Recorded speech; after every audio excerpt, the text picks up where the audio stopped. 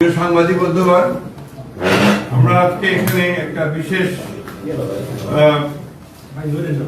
ঘোষণা দেওয়ার জন্য আপনাদের সামনে উপস্থিত হয়েছি। গণ অধিকার পরিষদের সাধারণ সম্পাদক জনাব মোহাম্মদ রাশেদ খান, তিনি বাংলাদেশ জাতীয়তাবাদী দলে যোগ দিচ্ছেন এবং বাংলাদেশ জাতীয়তাবাদী দল সিদ্ধান্ত নিয়েছে যে ঝিনাইদহ ৪ আসন, যেটা ঝিনাইদহ সদর এবং কালীগঞ্জ থানা নিয়ে, এই আসনে মোহাম্মদ রাশেদ খানকে ধানের শীষ প্রতীকে নির্বাচন করার জন্য মনোনয়ন দেওয়া হচ্ছে। এটা আপনার আমাদের দলের সিদ্ধান্ত, এটা আমি আপনাদেরকে জানালাম। সেই সঙ্গে আমি আপনার অনুরোধ করব,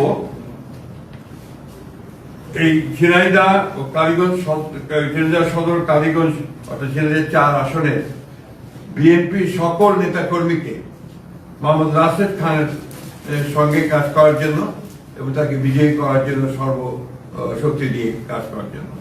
আসসালামু আলাইকুম।